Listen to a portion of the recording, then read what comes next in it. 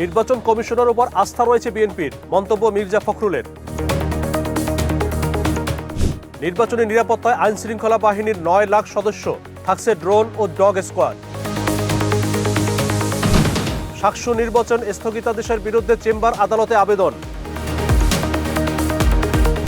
রাজনৈতিক দলগুলোর অভিযোগ খতিয়ে দেখা হবে, জানালেন ইসি আনোয়ারুল ইসলাম। বাংলাদেশকে সমর্থন জানিয়ে বিশ্বকাপের প্রস্তুতি বন্ধ করল পাকিস্তান।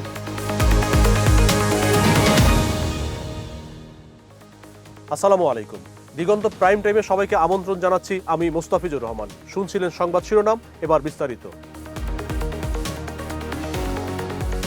বিএনপি মহাসচিব মির্জা ফখরুল ইসলাম আলমগীর বলেছেন, মনোনয়নপত্র যখন বাছাই করা হয় তখন কিছু সমস্যা থাকে, এটা স্বাভাবিক বিষয়। তবে নির্বাচন কমিশনের প্রতি বিএনপির শতভাগ আস্থা রয়েছে। সোমবার জিয়াউর রহমানের 90তম জন্মবার্ষিকী উপলক্ষে তার মাজারে শ্রদ্ধা নিবেদন শেষে একথা বলেন বিএনপি মহাসচিব। তিনি বলেন, বাংলাদেশের রাজনীতিতে জিয়াউর রহমানের নাম সবসময় স্মরণীয় হয়ে থাকবে। তিনি বাংলাদেশের স্বাধীনতার ঘোষণা দিয়েছিলেন, সংবাদপত্র বিচার বিভাগের স্বাধীনতা নিশ্চিত করেছিলেন এবং অর্থনীতিতে তলাবিহীন ঝুড়ি অভিহিত হওয়া দেশকে একটি সমৃদ্ধির অর্থনীতিতে পরিণত করেছিলেন। বিএনপি জিয়াউর রহমানের আদর্শ বাংলাদেশে বাস্তবায়ন করবে বলেও মন্তব্য করেন তিনি। সারা দেশে নির্বাচনী নিরাপত্তায় বিভিন্ন আইনশৃঙ্খলা বাহিনী 428টি ড্রোন এবং ডগ স্কোয়াড ব্যবহার করবে বলে জানিয়েছেন স্বরাষ্ট্র উপদেষ্টা জাহাঙ্গীর আলম চৌধুরী। আজ সচিবালয়ে আইনশৃঙ্খলা সংক্রান্ত উপদেষ্টা কমিটির সভা শেষে একথা বলেন তিনি। উপদেষ্টা বলেন, নির্বাচন উপলক্ষে মোট 8,97,117 জন আইনশৃঙ্খলা বাহিনীর সদস্য মোতায়েন করা হবে। এসব বাহিনীকে নির্বাচনে প্রতিবন্ধকতা ও বাধা সৃষ্টি করতে পারে এমন দুষ্কৃতিকারীদের গ্রেপ্তারের নির্দেশ দেওয়া হয়েছে। নির্বাচনকে বাধাগ্রস্ত ও প্রভাবিত করতে পারে এমন যে কোনো ধরনের অপতৎপরতা ও কার্যক্রম অন্তর্বর্তী সরকার কঠোর হস্তে দমন করবে বলেও জানান তিনি। শাহজালাল বিজ্ঞান ও প্রযুক্তি বিশ্ববিদ্যালয়ের কেন্দ্রীয় ছাত্র সংসদ শাকসু নির্বাচন 4 সপ্তাহের জন্য স্থগিত করেছেন হাইকোর্ট। এই আদেশের বিরুদ্ধে আবেদন করেছে বিশ্ববিদ্যালয় প্রশাসন। আবেদনে বিশ্ববিদ্যালয়ের আদেশ স্থগিত চাওয়া হয়েছে। সোমবার বিকেলে আপিল বিভাগের চেম্বার আদালতে এই আবেদন করা হয়। এর আগে দুপুরে বিচারপতি ফাহমিদা কাদের ও বিচারপতি আসিফ হাসানের হাইকোর্ট বেঞ্চ শাকসু ও হল সংসদ নির্বাচন 4 সপ্তাহের জন্য স্থগিত করেন। আগামীকাল মঙ্গলবার শাকসু নির্বাচন অনুষ্ঠিত হওয়ার কথা ছিল, তবে 4 সপ্তাহ পর নির্বাচন হতে কোনো বাধা নেই বলেও রায়ে উল্লেখ করা হয়।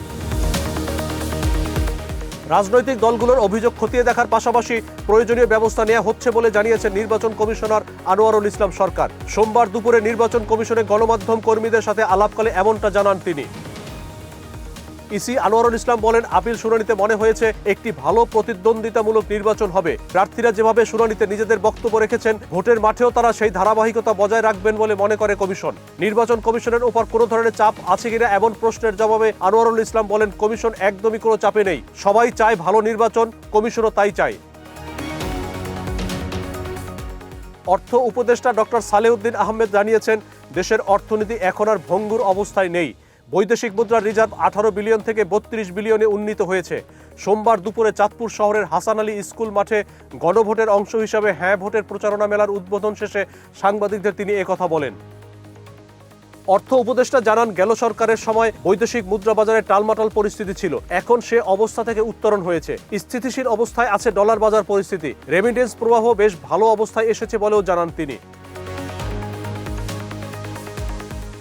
আসন্ন ত্রয়োদশ জাতীয় সংসদ নির্বাচনের পরবর্তী রোডম্যাপ প্রকাশ করেছে নির্বাচন কমিশন। সোমবার এই রোডম্যাপ প্রকাশ করা হয়। এতে বলা হয়, 20 জানুয়ারি প্রার্থিতা প্রত্যাহারের শেষ দিন। মঙ্গলবারের মধ্যে ভোট কেন্দ্রের তালিকা প্রকাশ করা হবে। ইসি জানিয়েছে, 22 জানুয়ারি ভোট কেন্দ্রের গেজেট প্রকাশ করা হবে। 28 জানুয়ারি আইনশৃঙ্খলা বাহিনীর সঙ্গে বিশেষ সভা করবে ইসি। 1 ফেব্রুয়ারি আইনশৃঙ্খলা বাহিনীর জন্য অর্থ বরাদ্দ দেওয়া হবে। আর নির্বাচনের ব্যালট ও নির্বাচনী সামগ্রী মাঠ পর্যায়ে পাঠানো হবে 2 ও 3 ফেব্রুয়ারি। আন্তর্জাতিক সংবাদ। ইরানের সর্বোচ্চ নেতা আয়াতুল্লাহ আলী খামেনির উপর যে কোনো হামলাকে সরাসরি যুদ্ধ ঘোষণার শামিল বলে হুঁশিয়ারি দিয়েছে তেহরান।